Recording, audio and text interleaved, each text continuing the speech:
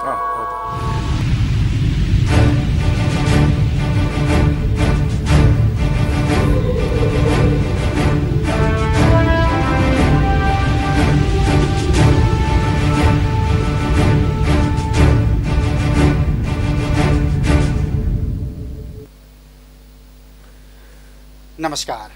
सीधा कुरामा स्वागत छ। म कृष्ण तिमल सिन्हा।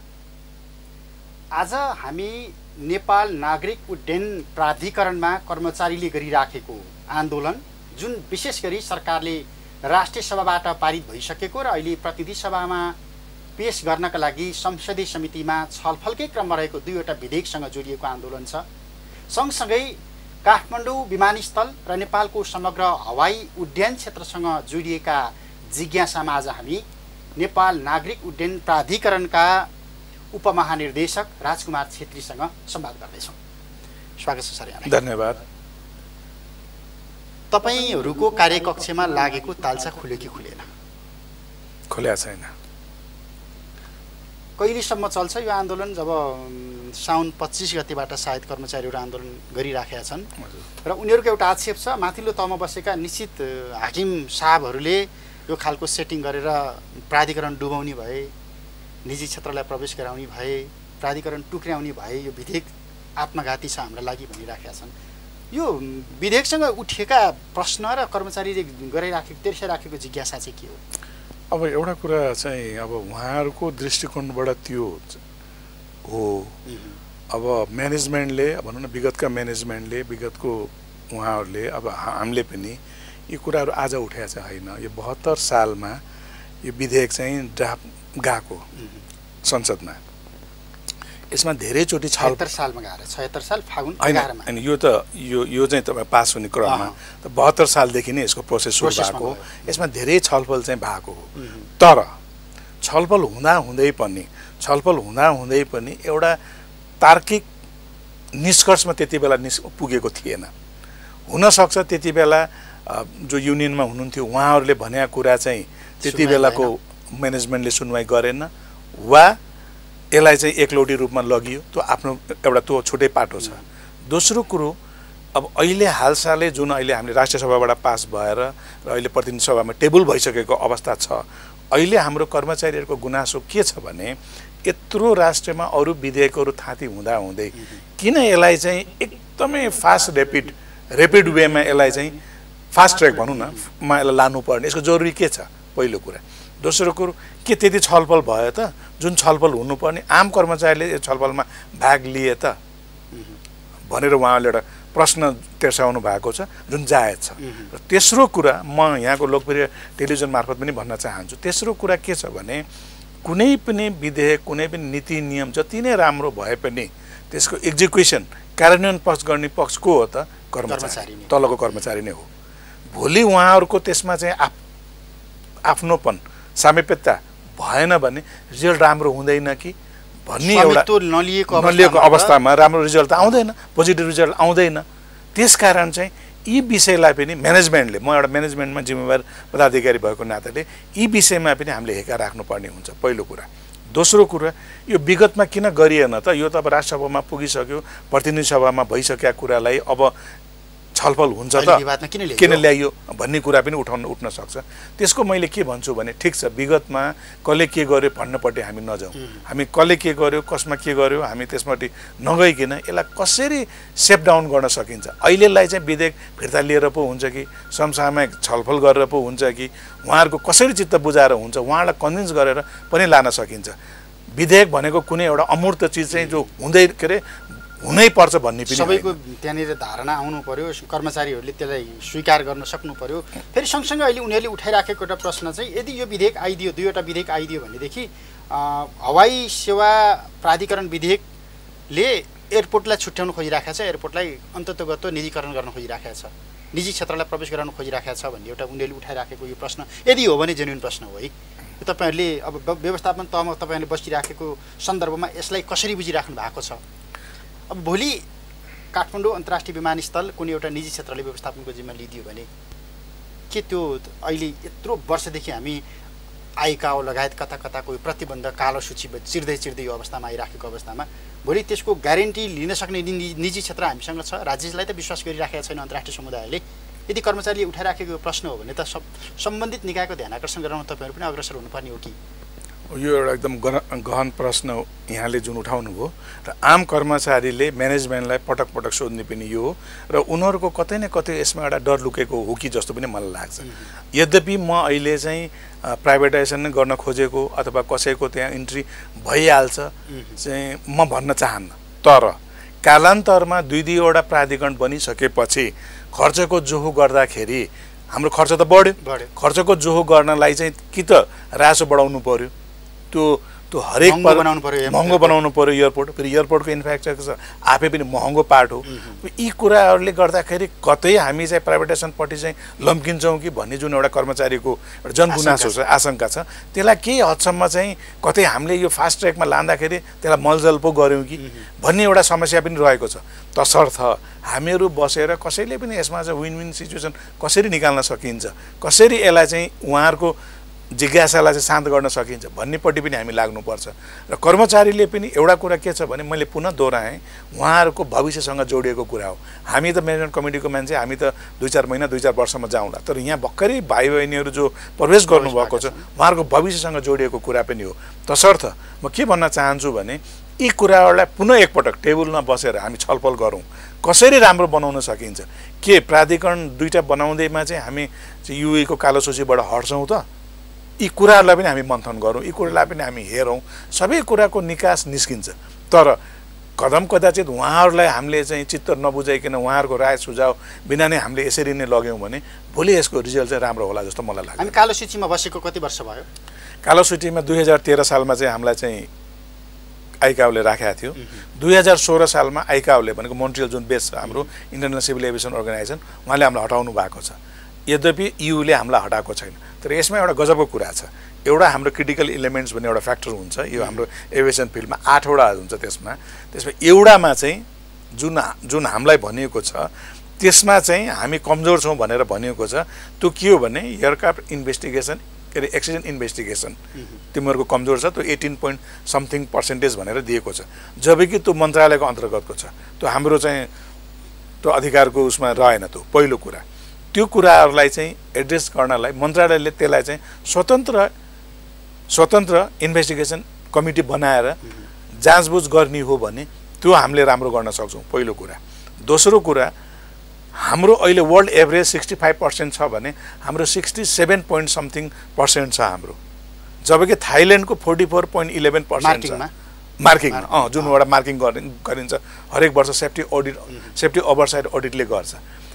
44.11 थाइल्यान्डको जहाँ चाहिँ निर्बाध रूपमा युरोप जान पाउने, वर्ल्ड वाइड र युरोप जान पाउने, हामी 67.66लाई चाहिँ रोकिने, कतै यसमा राजनीति त छैन भन्ने एउटा प्रश्न पनि छ।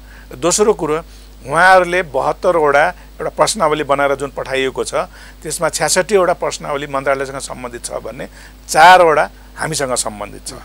त्यही कारण यी कुराहरूलाई पनि हेका राख्नु पर्यो हामीले। हरेक कुराको चाहिँ निचोड चाहिँ सेपरेसन नै हो जस्तो मलाई चाहिँ लाग्दैन। यो मेरो पनि पर्सनल भ्यू हो यो। त्यसकारण यसमा समसामयिक सुधार चाहिँ गर्नुपर्छ। यहाँनिर तपाईँले भनेको विभाजनकै सन्दर्भमा एउटा उठाइएको हवाई सेवा हवाई दुर्घटनासँग सम्बन्धित जाँचबुझका सन्दर्भमा विश्वसनीयता भएन भन्ने एउटा प्रश्न उहाँहरूको चाहिँ होइन, उहाँले उठाइराखेको प्रश्न के प्राधिकरण विभाजित गर्दैमा मन्त्रालयसँग जोडिएको यो प्रश्न सम्बोधन हुन्छ?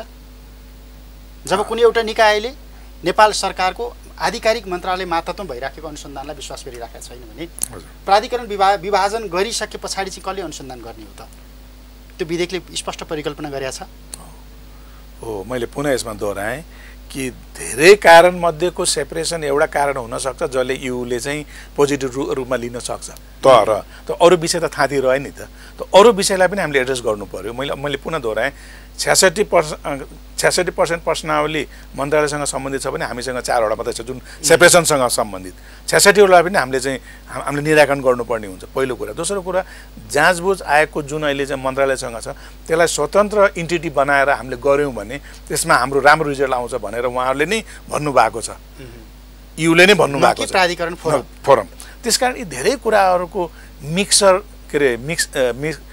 भएकोले यो मात्रै एउटा चाहिँ मलाई लाग्छ यो मात्रै एउटा टुल होइन, छ छुट्याएर चाहिँ युले चाहिँ कालो सूचीबाट हटाउँछ जस्तो मलाई चाहिँ अनि तर्क चाहिँ के गरिराखिएको छ दुईवटा विधेयकका सन्दर्भमा अहिले यसको के भनिएको छ भने यो चाहिँ एउटा चाहिँ सर्भिस प्रोभाइडर जस्तो सर्भिस प्रोभाइडर भनेको चाहिँ हवाई सेवा प्राधिकरण विधेयक 2078 जसले एयरपोर्ट हेर्छ जसले सेवा मात्रै दिन्छ र अर्को चाहिँ नेपाल नागरिक उड्डयन प्राधिकरण विधेयक 2076 सरी 76 हो 76 त्यसले जसले चाहिँ रेगुलेटरी पार्ट हेर्छ रेगुलेटरी पार्टको चाहिँ अब शाखा कार्यालय पोखरा र भैरवा पनि राख्ने यहाँबाट चलाउने भनेछ अब मैले एउटा कुरा यहाँलाई मैले भन्न चाहेँ सर्भिस प्रोभाइडर एउटा निकाय भयो रेगुलेटरी पार्ट हाम्रो भयो भने मन्त्रालय फेरि अर्को निकाय पनि छ अनि तीनवटा निकाय राख्ने मन्त्रालयले पनि त ओभरसाइट गरिरहेछ मन्त्रालयमा पनि तपाईँको नीति नियमहरू तपाईँको ओभरसाइटहरू त गरिरहेछ तीनवटा यो गर्नु साटो रेगुलेटरी पार्टलाई नछुट्याइकन एउटा समूह छुट्याएर यही कर्मचारीबाट पनि हामी गर्न सक्छौँ धेरै विश्वमा यो छ जम्मा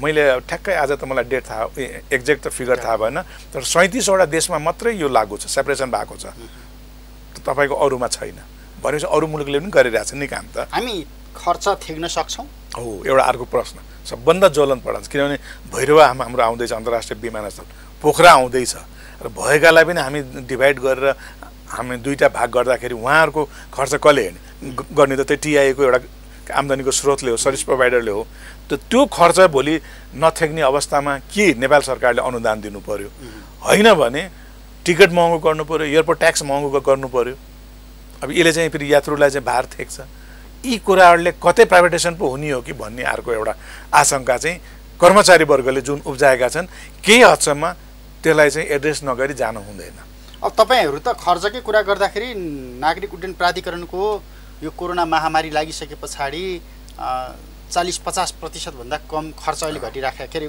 आम्दानी घटिराखेको छ भनिराखिएको छ बोनस खुवाउनलाई अदालतले लेखेर पठाउँदा पनि बोनस खुवाउन सकिराख्नु भएको छैन अथवा चाहिराख्नु भएको छैन यो व्यवस्थापनमा बसेका केही निश्चित कर्मचारीको एउटा बेइमानी होला सायद अदालतलाई नटेर्ने भनेपछि त्यही परिस्थितिमै प्राधिकरण अहिले त घाटामै छ भने विभाजन गर्दा के हुन्छ भनेर त्यो एउटा परिस्थिति सिर्जना गर्न खोजिराख्नु भएको हो कि तपाईँले बोनस रोकेर अथवा कर्मचारीको सेवा सुविधा रोकेर अथवा रियालिटी नै त्यही हो अब एउटा कुरा चाहिँ एकदम यो पनि समसामयिक प्रश्न भन्छु विगत 1.5 वर्षदेखि जुन लकडाउन सुरु भयो पोहोरको चैतदेखि फागुनबाटै हाम्रो फ्लाइट धेरै कम भइसकेको थियो मैले हिजो मात्रै हाम्रो सिए साहबसित कुरा गर्दाखेरि र हाम्रो लेखा प्रमुखसँग कुरा गर्दाखेरि झन्डै 10 अरब प्लस राजस्व उठ्नुपर्ने राजस्व हाम्रो गुम्यो 10 अरब प्लस त्यसले धेरै चाहिँ भोलि समस्याहरू सिर्जना गर्छ पहिलो कुरा दोस्रो कुरो फेरि यो खर्चहरू बढ्दाखेरि त्यसलाई कहाँबाट थेक्ने हो तेस्रो यहाँले बोनसको कुरा गर्नुभयो बोनस हाम्रो अधिकारको कुरा थियो हामीले बोनस बापत नेपाल सरकारलाई दिनुपर्ने राजस्व डिभिडेन्ड हामीले बुझाइसकेका छौँ बोनस हामीले पाउनु पर्थ्यो त्यो नपाएको खण्डमा नपाइएकोले हाम्रो कर्मचारी वर्गहरू अदालत गएर सर्वोच्च अदालतले निर्णय गर्दा पनि अहिलेसम्म म्यानेजमेन्ट तयार छ खुवाउनलाई तर विभिन्न बाधा अडचनले रोकिएको छ यद्यपि खुवाउने क्रममा त हामी छौँ अब हेरौँ कहिले हुन्छ तर बोनस अहिलेसम्म पाइसकेको अवस्था छैन त्यसको पनि वितृष्णा अहिले कर्मचारीको मिसिएको हो यो विधेयकसँग अब त्यो नै त म भन्न चाहन्न त्यसको पनि अब त्यो त म भन्न चाहन्न तर एउटा कुरा के हुन्छ भने नेपाली जागिरे जसलाई कर्मचारी हामी भन्छौँ उनीहरूको आय स्रोत धेरै लिमिटेड हुन्छ चाहे जुन पोस्टको किन नहोस् इभन सचिवै किन नहोस् उहाँहरूले बोनस भनेको आफ्नो अधिकारको कुरा नपाउँदाखेरि उहाँहरू खिन्न हुनु स्वाभाविक हो त्यो बापतै मैले आन्दोलन गरेको चाहिँ म भन्न चाहन्न त्यो एउटा चाहिँ कारण होइन तर उहाँहरू खिन्न चाहिँ हुनुभएको छ पटक हामीसँग कुरा गर्दाखेरि सर बोनस कहिले खुवाउनुहुन्छ तपाईँ म्यानेजमेन्ट कमिटीमा हुनुहुन्छ सर बोनस कहिले खुवाउनुहुन्छ बोनस किन भएन किन ढिलो भयो भनेर पटक क्वेसन मपट्टि पनि तेर्सिने गरेका छन् अब आन्दोलनकै सन्दर्भमा यो आन्दोलनको व्यवस्थापन चाहिँ अब कसरी गर्ने त कि ठेकदारलाई दिने भन्ने खालको एउटा अल्टिमेट त्यो मेन्टालिटीबाट राज्य चलिसक्यो हो भने त कर्मचारीको आन्दोलनको पनि कुनै अर्थ नरहला हामीले योभन्दा अगाडि धेरै सार्वजनिक संस्थानहरू यसै गरी यही बाटोमा जाँदै गर्दा डुबेको देखेका छौँ हामीसँग नजिर छ होइन अब तपाईँहरूको व्यवस्थापनले सम्बन्ध निकायमा गएर पदाधिकारीलाई गएर सरकारका सम्बन्धित मन्त्री विभागीय मन्त्री सचिवलाई भेटेर यी कुराहरूलाई सल्टाउनको लागि तपाईँले पहल गरिराख्नु भएको छ भने निकास पनि निस्किएला अब सधैँ तालचा लगाएर त कार्यालय चल्दैन होला नि चल्दैन अब यसमा चाहिँ यो मैले एकदम यसमा चाहिँ के भने हामीले पटक पटक छलफल गरेका छौँ। आज पनि 4:30 बजे मलाई भर्खरै मेसेज आयो, 4:30 बजे मिटिङ छ। युनियनका साथीहरू, प्रोफेसनल युनियनमा सम्बन्ध चाहिँ युनियनका नेताहरू र युनियन ट्रेड युनियनका साथीहरू र हामी म्यानेजमेन्ट बसेर बसौँ। मैले अस्तिको एउटा मिटिङमा पनि मैले प्रष्ट रूपमा के भनेको छु भने हाम्रो म्यानेजमेन्ट साथीहरूलाई र महानिर्देशकज्यूलाई अब हामीले एउटा खाका चाहिँ खोरौँ र एउटा यस नोको स्थितिमा हामी जाउँ। यहाँ कसैले पनि विन विन सिचुएसनमै जाउँ, हामी कसैले हार जितको भनेर हामी नजाउँ, कसरी निकास निस्किन्छ जाउँ। उहाँहरूलाई पनि राखौँ, नागरिक उड्डयन प्राधिकरणले जित्नु पर्यो, उहाँहरूलाई पनि राखौँ, किन उहाँहरू पनि हाम्रै चाहिँ इन्टिटी हो, हामी पनि छौँ, एउटा राखौँ उहाँहरूलाई। कसरी जान सकिन्छ अब यसरी लम्ब्याएर र यसरी मेरो के अरे गोरुको 12 टका भनेर चाहिँ हुँदैन। उहाँहरूलाई पनि राखौँ, हामी पनि राखौँ। हाम्रो डेडलाइन योभन्दा हामी तल जान सकेन, माथि जान सक्दैन भने हामीले भनौँ, उहाँलाई पनि भनौँ, र कसरी निस्किन्छ निकालौँ। यसरी यहाँले भने जस्तै तपाईँको आज 25 गतेबाट आजसम्म चाहिँ लकडाउनको स्थिति छ, बाहिर उहाँहरू बसिराख्नु भएको छ, उहाँहरू रहरले बस्नु भएको छैन, बाध्यताले बस्नु भएको छ जस्तो मलाई लाग्छ। प्राधिकरणको माया छ धेरै, त्यहाँ धेरै माया, सबलाई माया छ, किनभने सबैको भविष्य जोडिएको छ। त्यसकारण चाहिँ अब मलाई लाग्छ आज हामी बस्दाखेरि हामीले एउटा कङ्क्रिट डिसिजन गर्नुपर्छ। त्यो कङ्क्रिट डिसिजन चाहिँ जसलाई कि आम कर्मचारीलाई पनि चित्त बुझ्ने डिसिजन गरेर हामी जाउँ। केही समयलाई विधेयक फिर्ता ल्याउन मिल्छ भने विधेयक फिर्ता ल्याउँ, उहाँहरूलाई लिएर जाउँ, उहाँहरूसित बसेर छलफल गरौँ र कहाँ गएर चाहिँ फिर्ता ल्याउन सकिन्छ, त्यसमा के गर्नुपर्ने हुन्छ गरौँ। तपाईँको नेतृत्वले पहल गरेन रे कर्मचारीको गुनासो। अब तपाईँ कति बोल्नुहुन्छ, बोल्नुहुन्न, खुल्नुहुन्न, तपाईँको कुरा भयो। तपाईँको यो प्राधिकरणको नेतृत्वले यसका लागि पहल गरेन, कर्मचारीहरूको गुनासो छ कि? प्रष्टताका साथ तपाईँहरूले पहल गरिदिएर यो विधेयक फिर्ता लिनका लागि अथवा संशोधन गर्नका लागि कर्मचारीहरूकोले आपनत्व ग्रहण गर्ने ढङ्गबाट यसलाई परिमार्जन गर्नका लागि तपाईँले पहल गरिदिनु भएन रे।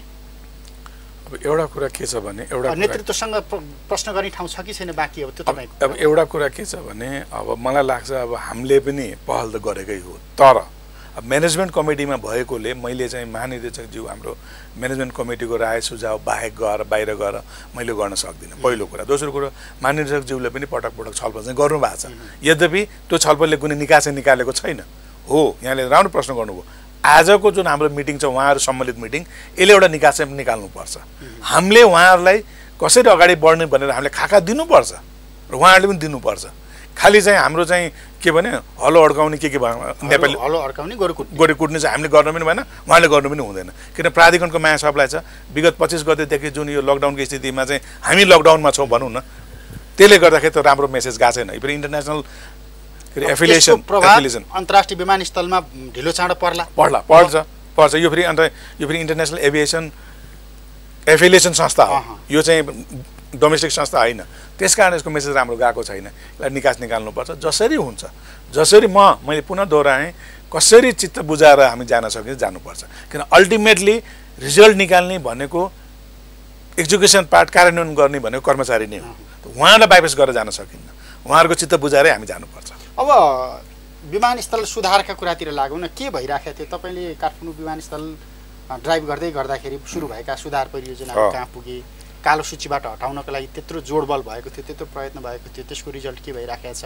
हामी त अर्को 2-3 अन्तर्राष्ट्रिय विमानस्थल अब टेस्ट फ्लाइटको लागि तयार भयो भनिराखेका छौँ। तर अब यसको लागि पहल गर्नुपर्ने तपाईँहरू कर्मचारीको घेराबन्दीमा, कर्मचारीको आन्दोलनमा, तालाबन्दीमा त्यो समय खर्च भइरहेछ तपाईँहरूको। त यता सुधारका पक्षमा चाहिँ के काम भइरहेको छ? काम चाहिँ भइ नै रहेछ काम। अब तर जुन स्पिडमा हुनुपर्ने भएको छैन। कोभिडले पनि हो र आन्तरिक कारणले पनि हो, कामहरू अलिकति स्लो भएको छन्, काम अलि स्लो नै छन्, तर चाहिँ कामहरू भइरहेछ। जस्तो यहाँले चाहिँ पोखरा र भैरवा भन्नुभयो, भैरवा हामी अलमोस्ट हामी फाइनल स्टेजमा छौँ। अब क्यालिब्रेसन फ्लाइट अब हामी गर्न तर्खरमा छौँ। क्यालिब्रेसन फ्लाइट हुने बित्तिकै हामी टेस्ट फ्लाइट गर्छौँ, त्यसपछि हामी सेड्युलको लागि एप्लाई गर्न लगाउँछौँ, त्यसपछि फ्लाइट हुन्छ। भनौँ न 6 महिनाभित्र भैरवा चाहिँ सञ्चालनमा आउँछ। त्यो काठमाडौँभन्दा ठुलो क्षमताको काठमाडौँ जतिकै हो, काठमाडौँ जतिकै हो। र त्यस्तै पोखरा चाहिँ अलिक सानो क्षमताको हो, तर पोखरा पनि अबको 1 वर्षभित्रमा के अरे उसमा टेस्ट फ्लाइटमा चाहिँ तहसम्म पुग्छ र मलाई लाग्छ फ्लाइट पनि सुरु हुन्छ। र टिआईको हकमा पनि म जिएम भएर 22 महिना बस्दाखेरि जुन कामहरू सुरुवात भएको थियो र यहाँले जुन एउटा चाहिँ मिडिया कभरेज पनि गर्नुभएको थियो, अब के कति राम्रो गरेन त्यो यहाँलाई थाहा होला, तर जुन सुरुवात भएको थियो अहिलेको पछिको साथीहरूले पनि गर्नुभएको छ। यद्यपि त्यो स्पिड चाहिँ भएको छैन, किनभने यो कोभिडले गर्दाखेरि र आन्तरिक कारणले पनि हुन सक्ला, तर कामहरू चाहिँ भइरहेछ। त्यो मात्रामा भएको छैन जुन मात्रामा हुनुपर्ने। तर कालो सूचीबाट चाहिँ हामी हटेनौँ। होइन कालो सूचीबाट यसो छ, कालो सूचीबाट इकाउले त हामीलाई हटायो, कालो सूचीबाट ब्ल्याकलिस्टबाट हामीलाई हटायो, युले चाहिँ हटाएन। यसमा यहीँनिर मलाई अलिकति मलाई पनि अचम्म लाग्छ कहिलेकाहीँ, युले चाहिँ किन हटाएन त हामीलाई? यसको लागि त तपाईँहरूको व्यवस्थापनले नै पहल गर्नुपर्थ्यो होला, राज्यले पहल गर्नुपर्थ्यो होला, मन्त्रालय स्तरबाट हुनुपर्ने हो अथवा परराष्ट्र मन्त्रालय स्तरबाट हुनुपर्ने हो। यसको होला नि त केही च्यानल त? होइन, हामीले त्यसमा चाहिँ पहल गरेका छौँ। परराष्ट्र मन्त्रालय मार्फत नेपाल सरकार मार्फत यो कुराहरू पटक त्यहाँ नपुगेको होइन, पुगेका छन्। उहाँहरू सेफ्टी ओभरसाइट अडिट गर्न आउँछु पनि भन्नुभएको छ, यद्यपि आइपुग्नु भएको छैन। यो कोभिडले होला। मलाई लाग्छ अब उहाँहरू आएर अडिट गरिसकेपछि मलाई लाग्छ अब युले पनि हाम्रो कालो सूचीबाट हामीलाई हटाउँछ भन्ने म पूर्ण विश्वास। केमा सुधार गऱ्यौँ हामीले? धेरै कुरामा सुधार भयो। जस्तो उहाँहरूको एउटा चाहिँ सबभन्दा ठुलो गुनासो उहाँहरूको के थियो भने तपाईँहरूको हेलिकप्टर एक्सिडेन्ट धेरै भयो। पहिलो विगत 2.5-3 वर्षदेखि एक्सिडेन्ट भएको छ। यद्यपि मैले भयो भन्न चाहन्न, हुनु पनि हुँदैन, एउटा पनि हुनु हुँदैन, तर त्यसमा हामीले समसामयिक सुधार गऱ्यौँ। त्यो ह्युमन इररले मात्रै एक्सिडेन्ट भएको पनि होइन, कतिवटा अरू कारण पनि हुनसक्छ, धेरै कारण हुन सक्छन्। अहिले त्यो भएको छैन। र सेफ्टीको लागि जुन प्रयास भएन भनेर जुन इकाउले र युले भन्थे, अहिले हामीले सेफ्टीमा हामीले एकदम के भन्छ डेडिकेटेड मेन पावर राखेर डेडिकेटेड नियम कानुन बनाएर हामीले त्यसलाई फलोअप गरेका छौँ, जसलाई कि उहाँहरूले पनि मान्यता दिनुभएको छ। त्यस कारण मलाई अब लाग्छ मलाई युले चाहिँ हामीलाई ब्ल्याकलिस्टबाट हटाउँछ। अब लगभग अन्त्यमा छौँ। समग्रतामा नेपालको हवाई सेवासँग जोडिएका समस्याहरू, अब तपाईँ पनि यो नेपाल सरकारको अथवा नागरिक उड्डयन क्षेत्रको सेवाकालको उत्तरार्धतिरै पुगिसक्नु भएको छ। समग्रतामा हामीले जुधिराखेको समस्याहरू तपाईँ के देख्नुहुन्छ? जुन कुरालाई हामीले सम्बोधन गर्नु पर्यो, सुधार गर्नु पर्यो, र अहिले उठाइराखेका कर्मचारीका प्रश्नहरू पनि त्यसमा गएर कतिपय ठोकिन्छन् होला। अब त्यो सुधारका लागि हामीले प्रयत्न के गरिराखेका छौँ? हामीले भन्छौँ नि हामीसँग एउटा विमानस्थलभन्दा बाहेक अर्को विमानस्थल छैन। विमानस्थल विस्तार मात्रै त पर्याप्त होइन होला। होइन, आन्तरिक विमानस्थलहरू त्यति धेरै छन्, डोमेस्टिक फ्लाइटहरू गर्न सकिरहेका छैनौँ। विमानस्थलको परिस्थिति के छ? अब हाम्रो जस्तो मुलुकमा जहाँ साधन स्रोत कम छ, जहाँ जोग्राफिकल च्यालेन्ज धेरै छ, वेदर कन्सिक्वेन्सेस अरू देशभन्दा हाम्रो बढी छ, त्यसमा यद्यपि हामीलाई धेरै च्यालेन्ज छ। र अर्को एउटा कुरा मैले सबभन्दा मलाई चाहिँ अलिकति खड्केको कुरा, मेरो यो 32-34 वर्षको एक्सपिरियन्समा हामी एयरपोर्ट मात्रै बनायौँ, त्यसबाट रेभिन्यू रिटर्न 0 आयो। हरेक ठाउँमा एयरपोर्ट बनाउने भनेर हामीलाई प्रेसर आउँछ, जुन आउनु हुँदैन म भन्छु। किनभने तपाईँको एयरपोर्ट मात्रै बनाएर भएर प्राइभेट एयरलाइन्ससँग पाल्न सक्नु पर्यो। एनएसीसँग जहाज छ त, त्यो जहाज जान सक्छन् त? जहाज जाँदैनन्। हामीलाई एयरपोर्ट बना भनेर प्रेसर आउँछ र हामी एयरपोर्ट बनाउँछौँ, त्यसको रिटर्न के छैन। र एयरपोर्ट फेरि साधारण कुरा पनि होइन। कुनै पनि एयरपोर्ट आजको दृष्टिकोणमा साधारण एयरपोर्ट तपाईँको पिच बनाएर टर्मिनल बनाउँदाखेरि 50 करोड खर्च हुन्छ पहाडमा, त्यसको रिटर्न कहिले आउने? त्यसकारण यी प्रति चाहिँ हामी अलिक संवेदनशील हुने पो हो कि हामी सबै निकाय जो यसमा इन्भल्भ हुन्छ। अहिले हामीसँग कतिवटा विमानस्थल छन् र कतिवटा विमानस्थल चालु अवस्थामा छन्? अहिले हामीसँग 56वटा विमानस्थल छन्, त्यसमा 36वटा चालु छन्, 20वटा चालु छैनन्। र 36वटामा पनि 6वटा कि 7वटा मात्रै हामी फाइदामा छौँ, प्रफिटमा छौँ, अरू सबै लस छन्। र त्यसमा पनि मैले यहाँलाई भनौँ टिआइए मात्रै हो एउटा एकदम प्रफिटमा भएको, र अरू मैले जुन अहिले फाइदामा एयरपोर्टहरू भने त्यो पनि अपरेसन कस्टको हिसाबले मात्रै फाइदा छन्। त्यहाँ लगानी हेर्ने भने त्यो पनि घाटामा छ। र एउटा टिआईले यत्रो भर्ती गर्न सक्छ त? अब यसमा विचार हामीले त्यत्रो 36वटा विमानस्थलमध्ये 20वटा डोमेस्टिक एयरलाइन्सहरू नै बन्द गरिराखेका छौँ। अन्तर्राष्ट्रिय 2वटा हाम्रा एयरपोर्टहरू थपिए भन्दै गर्दा हाम्रो त्यहाँ कस्ट बढ्यो होला। अनि त्यहाँनिर उडान गर्ने विमान चाहिँ कहाँबाट आउँदैछन् त? त्यसको कुनै सेड्युल आएको छ? त्यसको लागि हामी केही पहल गरेका छौँ? धेरै अन्तर्राष्ट्रिय फ्लाइटहरूले उडान कटौती गरे भनिराखेका छौँ हामी आफैले। त्यो चाहिँ कसरी चल्छ? यसो छ, मैले पहिले भने मैले पुनः दोहोऱ्याएँ, क्यालिब्रेसन फ्लाइट गरिसकेपछि टेस्ट फ्लाइट गर्नुपर्ने हुन्छ। त्यसपछि आन्तरिक कुराहरू हामी मिलाउँदै गर्छौँ। हामी उहाँहरूलाई चाहिँ सेड्युलको लागि एप्लाई गर्छौँ। को एयरलाइन्सहरू इन्ट्रेस्टेड हुनुहुन्छ हामी त्यसलाई हामी नोटिस गर्छौँ। त्यसपछि अब हेरौँ। तर मैले बुझेसम्म श्रीलङ्काबाट, थाईबाट, म्यानमारबाट, इन्डियाबाट भैरवामा चाहिँ गर्ने चाहिँ इच्छुक छन् भनेर मैले सुनेको छु होइन। यद्यपि उहाँसित कुरा पनि भएको छ। अब सञ्चालनमा आइसकेपछि उहाँहरू आउनुहुन्छ, तर त्यतिले चाहिँ भैरवा पुग्दैन खर्चको हिसाबले। अब केही समय हामी कुर्नुपर्ने हुन्छ। यी धेरै कुराहरूलाई हेका राख्दाखेरि खालि एयरपोर्ट मात्रै बनाउनु चाहिँ एयरपोर्ट मात्रै बनाउने एउटा कुरा, फ्लाइट मात्रै थप्ने अर्को कुरा, अनि विमानस्थलहरूले अथवा विमान कम्पनीहरूले नेपाल सरकारलाई भनौँ अथवा नागरिक उड्डयन प्राधिकरणलाई बुझाउनु पनि पैसा नबुझाएर अन्तिममा भागेर जाने अर्को कुरा त्यो समस्या पनि होला तपाईँहरूसँग विगतका सन्दर्भहरूले पनि धेरै तपाईँलाई डामेकै हो। अन्त त्यो परिस्थितिबाट त्यो व्यवस्थापनको त्यो परिस्थितिबाट बाहिर ननिक्लिकन विमानस्थल बढाउँदैमा अथवा फ्लाइटहरू थप्दैमा पनि के फरक पर्यो? होइन, हो नि। अब त्यसमा विगतमा त्यो नभएको पनि होइन, तर त्यसैलाई चाहिँ मध्यनजर गरेर अहिले चाहिँ हामीले कुनै फ्लाइट चाहिँ अगर सञ्चालन गर्नलाई इच्छुक हुनुहुन्छ भने उहाँलाई धरोटी बापत हामीले कुनै रकम राख्न लगाएका छौँ, जसले एउटा फ्लाइट कम्तीमा चाहिँ थिएगोस् अथवा 1 महिनाको चाहिँ खर्च उसको थिएगोस् भन्ने हिसाबले त्यसरी हामीले क्राइटेरियाहरू बनाएका छौँ। र विगतमा केही हेलचक्राइ भएकै हो नेपाल प्राधिकरणबाट, अब चाहिँ त्यो हुँदैन पहिलो कुरा। दोस्रो कुरा, सञ्चालन गर्दाखेरि पनि अब फुल्ली नेपाल गभर्मेन्ट नागरिक उड्डयन प्राधिकरणले मात्रै सञ्चालन गर्न सक्दैन, यसलाई नेपाल सरकारले पनि यसमा दायित्व लिनै पर्छ।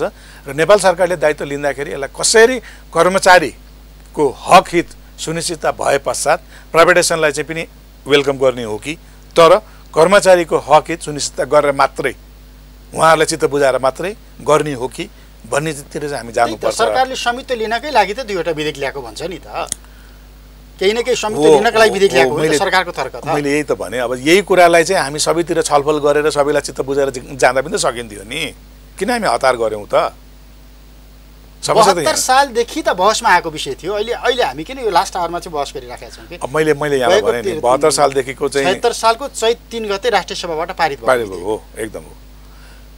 चैत होइन, अस्ति चैत 3 गते राष्ट्रिय सभाबाट 76 साल फागुन 11 मा पेश भयो, 76 साल चैत 3 गते पारित भयो। त्यसभन्दा पछाडि यो प्रतिनिधि सभामा ल्याउनको लागि पाइपलाइनमा बसिराखेको विधेयक यत्रो लामो समयसम्म बहस भएन।